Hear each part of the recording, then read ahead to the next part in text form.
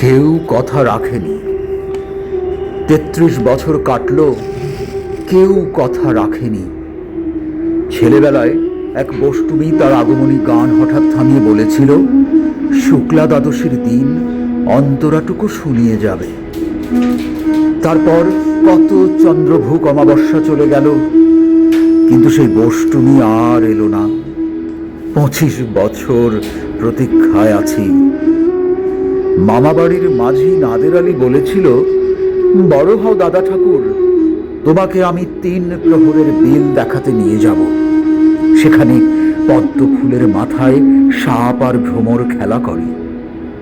নাদের আলী, আমি আর কত বড় হব? আমার মাথায় ঘরের ছাদ ফুঁড়ে আকাশ স্পর্শ করলে তারপর তুমি আমায় ৩ প্রহরের বিল দেখাবে? একটাও রয়্যাল গুলি কিনতে পারিনি কখনো। লাঠি লজেন্স দেখিয়ে দেখিয়ে চুষেছে লস্কর বাড়ির ছেলেরা। ভিখারির মতন চৌধুরীদের গেটে দাঁড়িয়ে দেখেছি ভিতরের রাস উৎসব। অবিরল রঙের ধারার মধ্যে সুবর্ণ কঙ্কন পরা ফর্সা রমণীরা কত রকম আমোদে হেসেছে।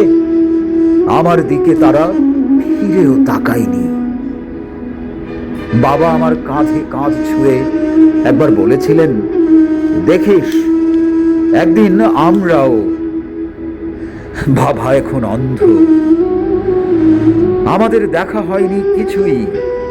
সেই রয়্যাল গুলি, সেই লাঠি লজেন্স, সেই লাশ উৎসব আমায় কেউ ফিরিয়ে দেবে না।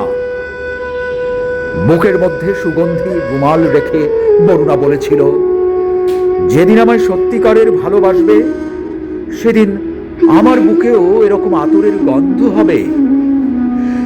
ভালোবাসার জন্য আমি হাতের মুঠোয় প্রাণ নিয়েছি। দুরন্ত ষাঁড়ের চোখে বেঁধেছি লাল কাপড়। বিশ্ব সংসার তন্ন তন্ন করে খুঁজে এনেছি ১০৮টা নীল পদ্ম। তবু কথা রাখেনি বরুণা। এখন তার বুকে শুধুই মাংসের গন্ধ। এখনো সে যে কোনো নারী। কেউ কথা রাখেনি। ৩৩ বছর কাটল,